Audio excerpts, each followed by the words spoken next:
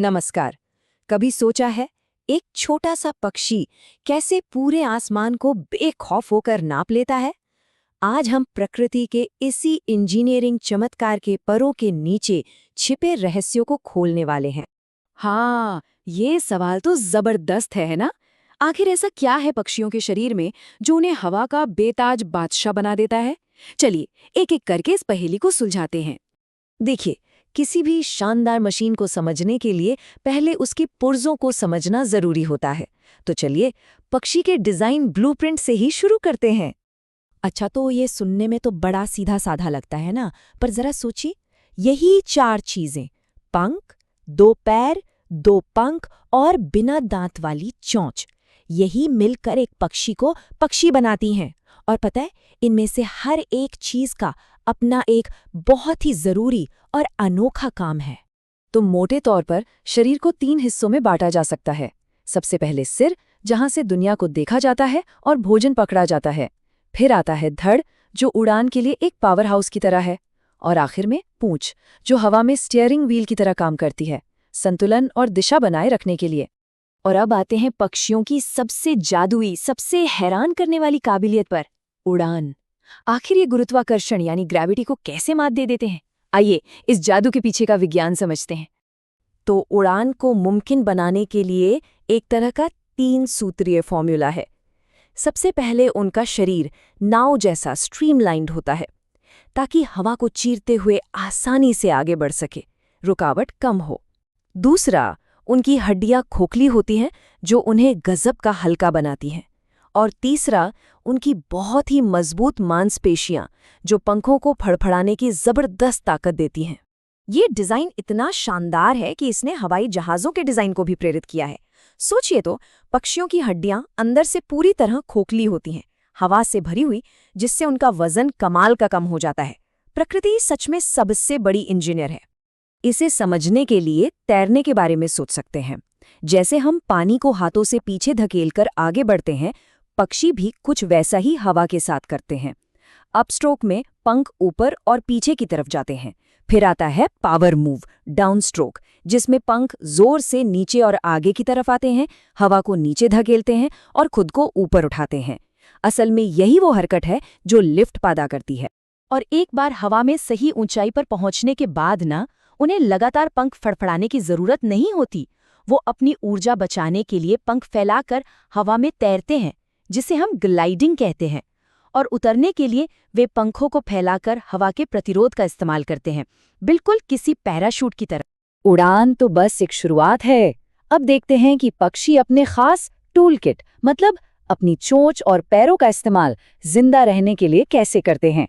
प्रकृति का एक सुनहरा नियम है, बनावट हमेशा काम के हिसाब से होती है, और पक्षियों की चोंच इसका सबसे खूबसूरत उदाहरण है। मतलब सिर्फ एक पक्षी की चोंच देखकर उसके खानपान और उसकी पूरी जीवन शैली का अंदाजा लगाया जा सकता है। जरा इस पर नजर डालिए, ये तो जैसे प्रकृति का अपना टूल बॉक्स है। एक तरफ देखिए, बाज की वो तेज हुक जैसी चोंच, मांस फाड़ने के लिए एकदम परफेक्ट।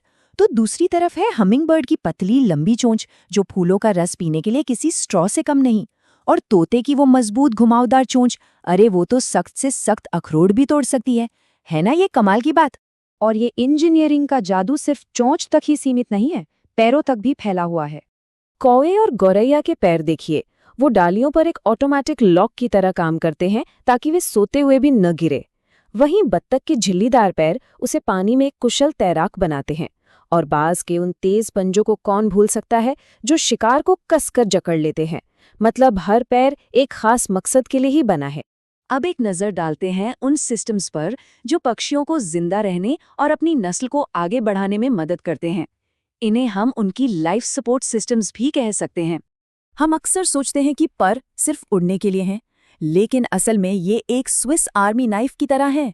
ये उन्हें गर्म रखने के लिए इंसुलेशन का काम करते हैं, शरीर को चोट से बचाते हैं। और कई पक्षियों में तो ये कमाल के वाटरप्रूफ भी होते हैं, बिल्कुल एक रेनकोट की तरह। वाकई में एक चीज काम। पक्षियों के पास ना 3 तरह के खास पंख होते हैं। सबसे अंदर होते हैं मुलायम डाउन फेदर्स, जो एक स्वेटर की तरह गर्मी देते हैं। फिर आते हैं लंबे और मजबूत फ्लाइट फेदर्स, जो उड़ान का सारा भार उठाते हैं। और बाहर से पूरे शरीर को ढकते हैं बॉडी फेदर्स, जो उसे उसका खास आकार और रंग देते हैं। ये सवाल जितना सीधा लगता है, इसका जवाब पक्षियों के अस्तित्व के लिए उतना ही जरूरी है।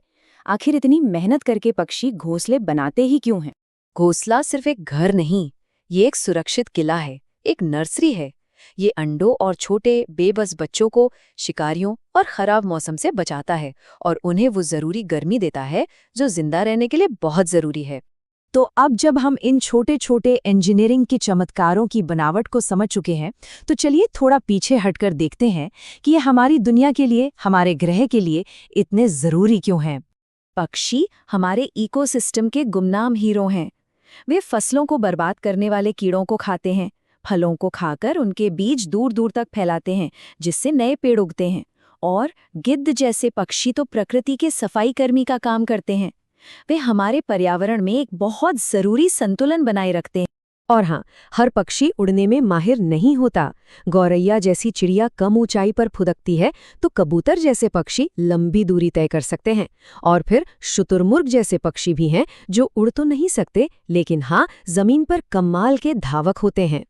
तो चाहे वो हमारे आंगन में चहचहाने वाली गौरैया हो या अफ्रीका के मैदानों में दौड़ लगाने वाला शुतुरमुर्ग, हर पक्षी अपने माहौल में ढलने की यानी एडेप्टेशन की एक जीती जागती मिसाल है, एक चलती फिरती उड़ती फिरती उत्कृष्ट कृति।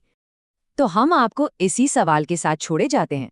अगली बार जब कोई पक्षी नजर आए, तो एक पल रुककर प्रकृति के इस छोटे से इंजीनियरिंग चमत्कार को जरूर सराहिएगा। उसकी बनावट में छिपे किस राज पर नजर सबसे पहले पड़ेगी?